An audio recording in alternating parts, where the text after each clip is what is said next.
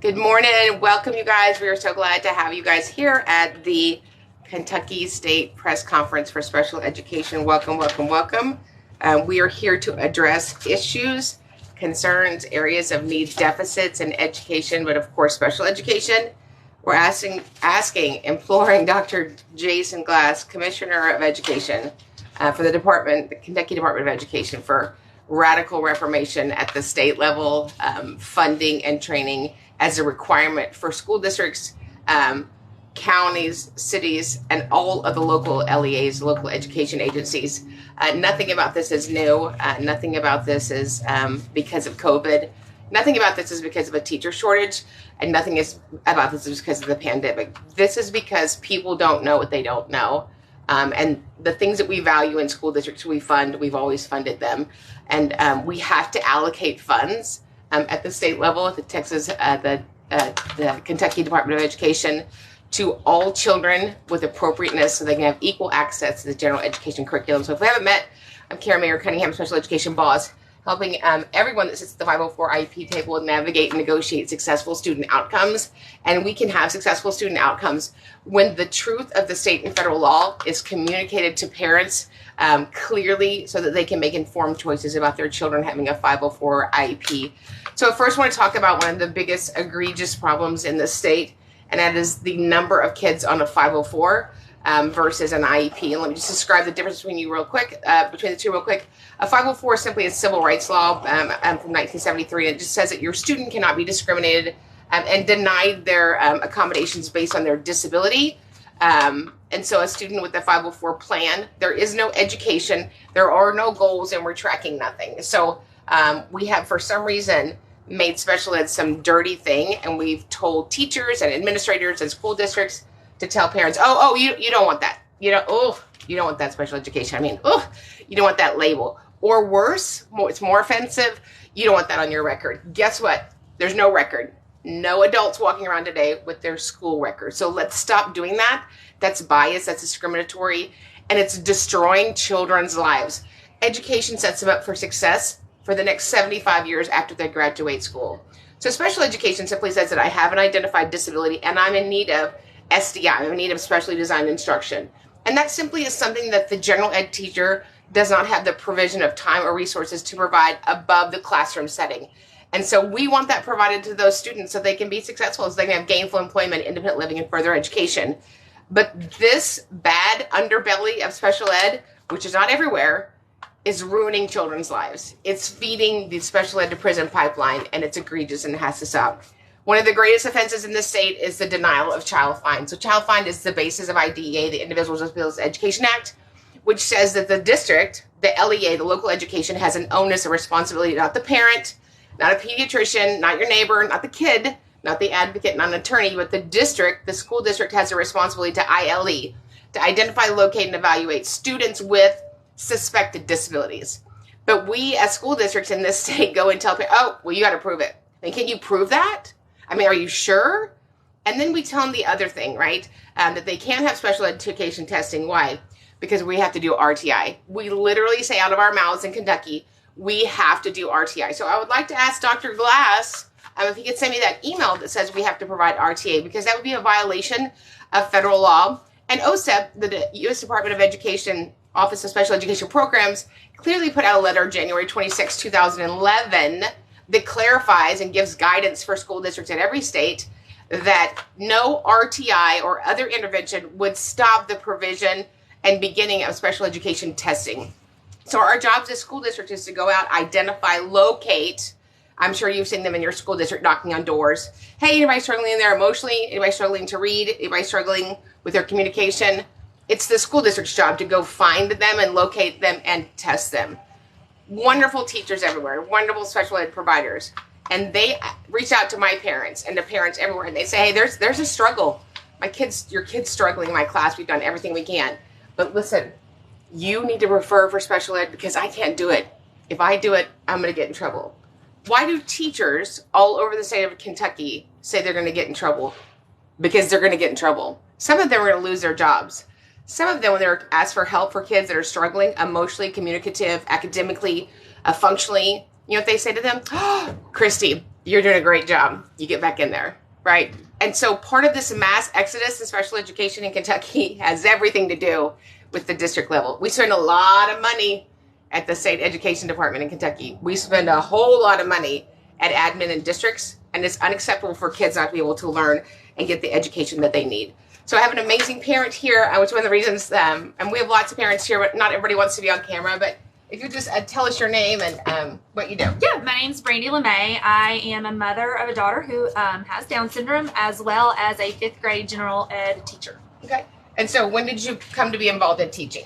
In 2016, several years before that, but in 2016, I started teaching full time, and just had a passion. When my daughter was 2 years old, we sat at a table and we were playing with letter blocks, and she was building words. And I remember sitting there thinking, I could do this for the rest of my life. And I went back to school as an adult, as an older adult, and got my teaching degree. And I've been doing it ever since. Okay. And what do you teach? I teach math. Right now, I have taught reading, I have taught math, science, social studies. As an elementary teacher, we teach a little bit of everything. But as of right now and over the last few years, I am specialized in mathematics. The only math that I know is tall, grande, and venti, but that's not important. So tell us how you came to be involved in Kentucky in special education. So my daughter, Addison LeMay, we call her Addie Ray. She was born to us in 2014. And that bundle of joy was brought into our life, and we found out the day she was born that she had Down syndrome. And so from that minute forward... So can you just tell people what Down syndrome is, what kind of eligibility that is? So Down syndrome is a genetic disorder of her chromosome, her 21st chromosome. So most people have 2 of every chromosome, and she has a 3rd copy, which brings a whole bundle of joy, laughter, greatness. It also has that she has some delays in learning, things that take other people maybe 2 months to learn. It might take her 4. Okay. So she does have some developmental delays in that aspect. And is her speech delayed as well? Her speech is very much delayed. As a matter of fact, her whole life, that has been her number one delay. She's a wonderful kid. We've have been blessed that she has grown the way that she has and met so many milestones very quickly. However, her speech, we struggle in the home life. Like, there are times that I don't even understand things that she's asking for, and it becomes a struggle. Right. And as a teacher, when you're teaching, how do you know that your students understand the content? Because you test them, right? Because they can respond to your questions. Right. So one of the biggest aspects and one of the biggest pushes within schools and districts is giving students the opportunity to speak to each other, to discuss, for teachers to discuss with them and hearing what they're saying. Right. Because if you can say it, then you know it. You know what I mean? So it's being able to regurgitate and share your thoughts and your learning out loud. So do you think, and we're all full of biases, do you think that sometimes people have the bias in education that if a student can't speak, that they have a cognitive deficit, or they didn't learn, or they can't learn? Absolutely. So I think that sometimes, even in my own experiences earlier on, if a student wasn't able to tell me something or wasn't able to say something back, I would go, oh, well, they don't know it, or they don't understand it. And so I would have to go back and reteach or things like that. Even with my own daughter, sometimes it's like, okay, can you tell me, let's try this again. And it becomes a battle. But what I've learned is that, they know so much more, especially Addison in that experience. She knows so much more than she can actually get out of her mouth. I see it. I watch her do it. But sometimes she just doesn't have the words, but she'll get frustrated with us, and she's just like, come on, let me show you. And she'll take you and do the thing that she's wanting or to say, and that she doesn't have the words for. Right. And so in the federal government, there's a little pillar for IDA called the Assistive Technology Act of 1990. You should look it up. It says that schools have to provide assistive technology. The language even says, even if it's off the shelf, so if the school district has to go over to Best Buy and get you a communication device or a device for written expression, it also says that we must provide them services. So I know that we've worked together, and your little nugget is ridiculously amazing, and she's meets eligibility for an AAC or a VOCD, a voice output communication device, an alternative augmentative communication device. Sort of like if somebody was deaf and hard of hearing, they use sign language. That's an augmentative communication, right? It's alternative, right? So we wouldn't say a child that's signing can't be in the class or they can't learn. we have to model that language for them. So good news, Miss Addie Ray is wicked smart. She's so ridiculously cute. I was with her yesterday, and she had on this outfit, and she goes, do you just want to come with me and play? We were doing serious grown-up stuff. I was like, yes, I do just want to put a cape on and come with you and play. But she met eligibility. Parents had to do outside assessment, which is ridiculous. You don't have to go pay for outside assessment. It's the onus, the responsibility of the school district to do assessment for a communication device when there is an identified communication deficit, and your wonderful speech pathologist at your school district has been working with you. So kind of tell us about the device. So we actually fought for a couple of years with the school district, asking for different things, asking for one-on-ones, people who could help her, sit with her, help communicate. So let me just ask you, so you're a teacher. I would think that if you work somewhere, that kind of helps you out. That makes it easier when you're advocating for your child with a disability, right? It actually has made it harder. So there are times that I sit across the table, especially when I worked in the district that she is in school at. I would constantly worry about, well, how, am I fighting? Are they going to see this as a parent? Are they going to see this as an employee? Am I going to get punished? Am I going to be in trouble? Are they going to fire me? After, so I really had to watch what I felt like my P's and Q's when I sat at that table. It wasn't until I left that district after several years of just being miserable and worked somewhere else that I realized when I sat at that table, I was her mother, and that was the number one responsibility, and I didn't care how they viewed me per se, but as her advocate and her voice. So then there was pressure for you to pipe down and simmer down? Yes, pipe down and simmer down. Yep, exactly. Just kind of work with us, don't stir the pot, and I was constantly worried about that. And now I work in a different district where I feel like I'm valued as a teacher and have been for a while, and I have actually had the opportunity to share my voice about concerns with students in my own classroom, and have been met with open ears of, yes, let's do this. What do we need to do for that student? And so it's been a very drastic turn between where I've come from and where I am now. So different districts in Kentucky. Different districts, yes. Okay, so in Kentucky, where your daughter's in school, we got the AAC device at the expense and cost and heavy lifting from somebody else. So you brought it to the school. They said, thank you, hallelujah, this is amazing. Actually, the school did end up giving us the device eventually. After we had brought it time after time after time, we were told that no, she doesn't need it. We sought out advocacy. The minute we got an advocate, the tables turned, and they were like, oh, sure, no problem, you can have it. We are all in agreement that she would benefit from this device, and so we took it to school. We got the device. They said we would trial it. They did do a trialing. I received an email in February, at the beginning of February 5th, saying, hey, we trialed the device. This is what we're going to use. We're going to be using it in all settings. To find out it was being used twice a week in speech class, and then being brought back to the classroom and put in her backpack. And so what's if it's for language and speech, what's wrong with it just being used in speech? It's one part of her day that lasts about 30 minutes, and then her voice is not heard for the rest of the day. So. Right. So, and again, kind of for a framework for me, because I'm simple, it's if we had a child that signed or a child that used Braille, we wouldn't say, oh, you can just use it when you're with the vision teacher or the interpreter, right? And that's what's happening. So the point of a related service, whether it's speech language therapy or VOCD, is that we provide that specificity with that professional, that AT professional or the SLP, but then we work on generalization, maintenance of fluency. We wouldn't say to a kid who has an instructional day of 375 minutes, hey, you don't get to talk. The federal law says that Addie has the legal federal right, this is a civil right, you should write this down, that they have equal access to communication at the same way and the same frequency that every other child did in the class. Every other child did in the class. And so why do you think things change when you got an advocate? I think the school systems know that once a parent reaches out for someone else that knows the laws, knows, everything else, that they can no longer kind of hide behind the facade of, well, parents don't know, and if parents don't know, then we don't have to do. If parents don't ask, and if we can just say these things, then we can get away with what we want to get away with. And I truly feel that that happens more often than it doesn't. And that's not to say that it's every district, but Right. it is many districts. When I worked in the district that my daughter goes to school, I was even told as a teacher, when I brought a concern about a student possibly having dyslexia or some reading problems, well, you can't say that to the parent.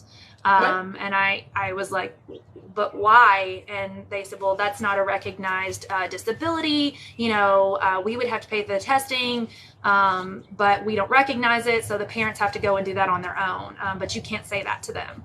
And I was really torn in that moment, knowing I didn't know what my responsibilities were per se. I didn't know the law, but I knew there was something very wrong about it at the same time. But as a new teacher and fearful of, you know, stirring the pot or losing my job or whatever, I just said, oh, okay, and went on. And I have regretted that moment as a teacher. That's the one moment that I will say I have regretted my whole teaching career, that I didn't do something for that one child that I should have done.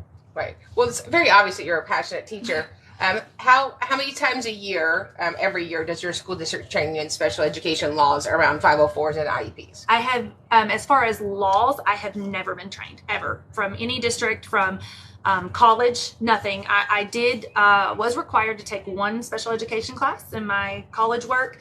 It was just basic, like how to make accommodations and things like that in the general ed classroom. So I had one class, and I have never been trained as far as anything else goes specific to SPED ever. So, but surely your districts are training you on your duties and responsibilities if you have a child with a 504, right? No, I would say not. They have not trained you that you have to legally collect data on accommodations daily? Nope. I think for a long time as a teacher, I thought that was the job of the SPED teacher. It wasn't till much later that I realized as a general education teacher that all of those accommodations, all of those goals, all of those things carry over into my classroom too. Sure. And I knew that I had to give the modifications, and you know, if they needed a calculator, I had to give them a calculator or things like that. But I did not know that I was also required to, you know, to document, to track goals, and things like that. And if I ever was given something, it was usually like a behavior thing, and they would give us a clipboard with some check marks or a goal, you know, something to track that. But that was the only thing. It was just kind of handed to us and said, here, this is what you're going to do. But as far as knowing that responsibility, it wasn't until I set out as a parent and started learning things for my own daughter that I realized, oh my goodness, this is also my responsibility as a teacher, and I didn't know. So are you saying on your massive teacher salary, because I'm sure you do it for the money and the fame, like when we love teachers, we love paraprofessionals, they change my child's life. We know that you're the ones on the front line, service providers. So then you spent your own money to get your own training? I wouldn't say that I spent my own money, because I have not done anything like as far as going to PDs or whatever, but I started researching myself. I started using my time at home to look up documents. I have started reading the federal code. I started investing in my own ways of learning and doing, and through those steps, I've learned so much for myself, and reaching out to others and asking questions. You can probably ask my SPED teachers. I'm knocking on their door constantly. Hey, how can I do this? Or what can I do to do better? Or what's the law against this? Or what can I do? And so I constantly, because of my own child, reflect in my daily classroom about what I'm doing as a teacher. But it was never trained. I was never trained. I was never given any training. We are given, I will say, we are given trauma-informed training. We're given, you know, some behavior training. But as far as special education, like how to write a present level, how to write goals. Nothing. I know nothing. No. Okay. And so kind of getting back to the great Addie, so she has a voice out communication device, great speech language pathologist, is working diligently, some really great robust goals. So you ask, so you got an advocate, kind of got things settled out, right? We got a good plan in place. So then what happened going forward after that? So we were actually really excited once we got that IEP. We felt like, oh my goodness, we've got these good goals. We've got this device. Things are going to go great. And I thought that they were, and it came back later on that we really weren't making any gains educationally. We weren't reading, those kinds of things. So we asked that she be retained.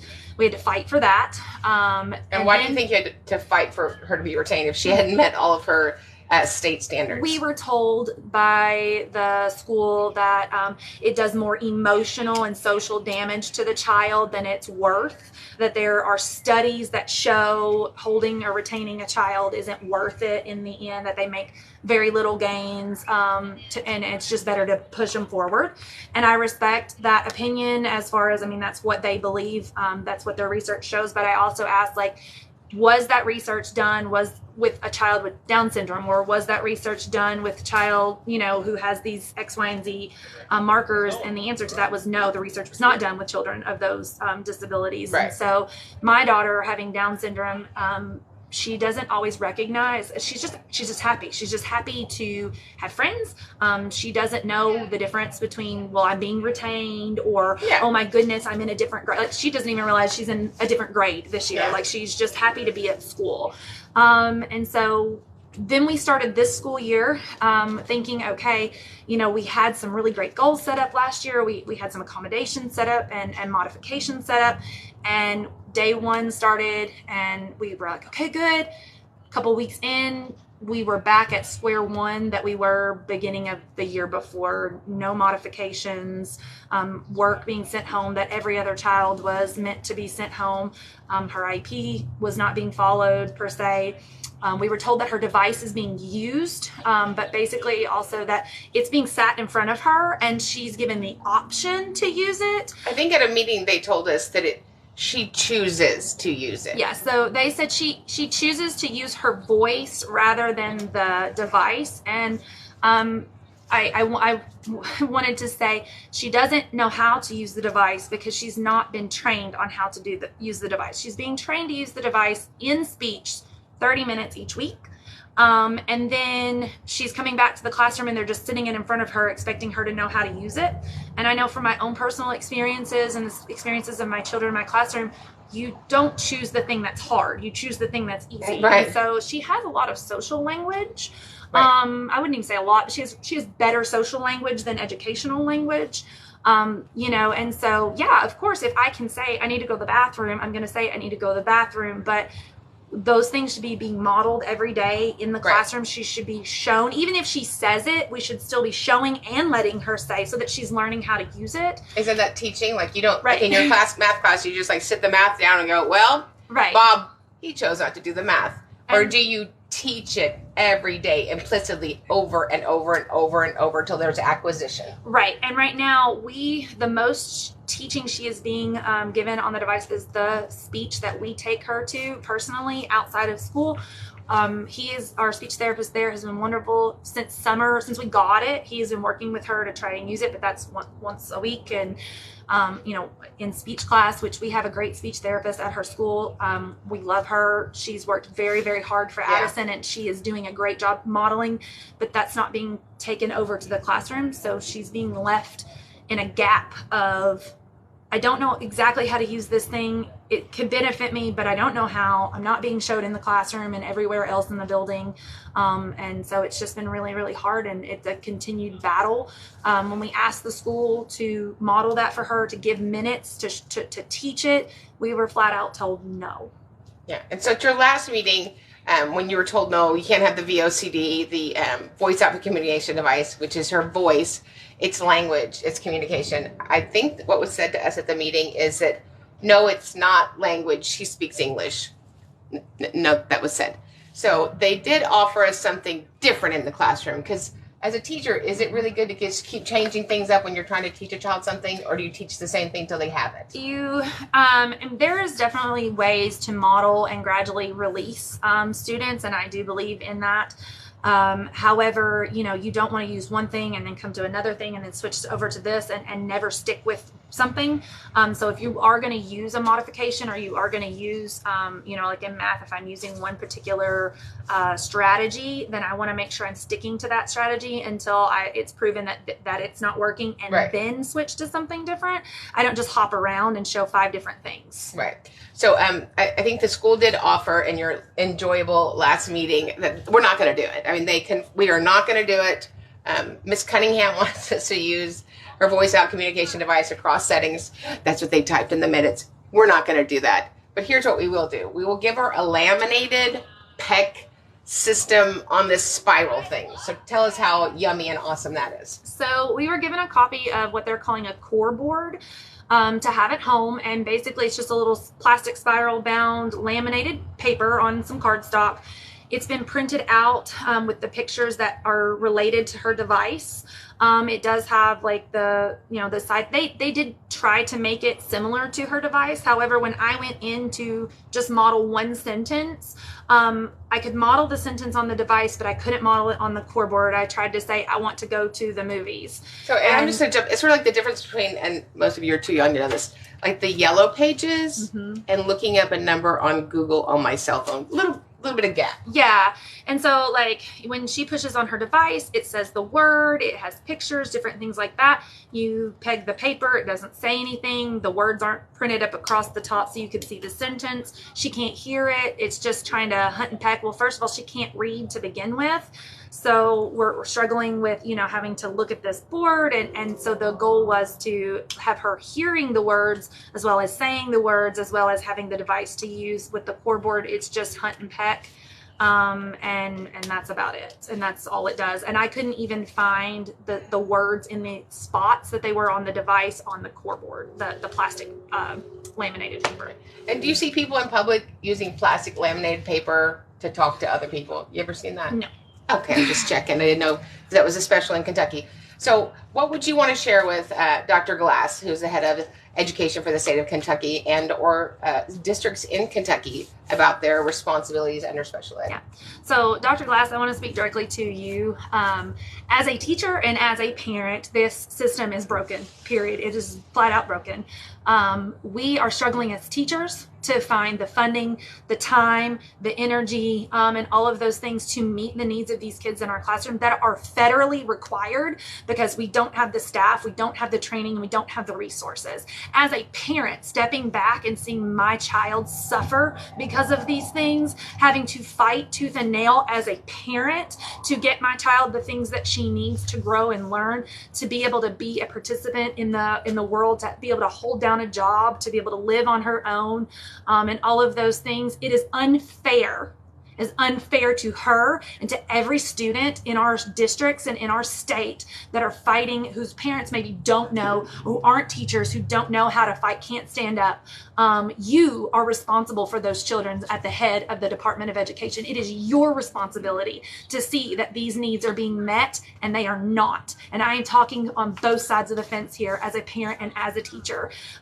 Something needs to be done. It is unfair for administrators to be pulled from their jobs to deal with things that are not being dealt with in the classroom because we don't have the teachers to support the students' needs. It is unfair for the teachers to not have the abilities to speak up and say, I have a child who needs help, but I can't say that because I'm scared I'm going to lose my job. I'm not tenured, so I better not ruffle any feathers. It is unfair to the families of these children who are going to have to raise them for the rest of their life because they don't have the education that they deserve. It is your responsibility. And what are you going to do about it? Absolutely. Well, thank you for sharing your concerns. And are you kind of finding the same struggle with other parents, or is your story kind of isolated? No, actually, I speak with lots of parents. I have multiple friends in the community who are sharing the same concerns. We have a therapist that we know who has literally said, I tell parents, like, if you can get out of district placements, go get away. They don't help your children. I have families who have had to threaten lawsuits that I know. I've had a family who I know specifically removed their child from public education and put them in a Christian academy because, and they said it was the best thing that they had ever done to get out of that, so to get to somewhere where they were cared for and their needs were being met.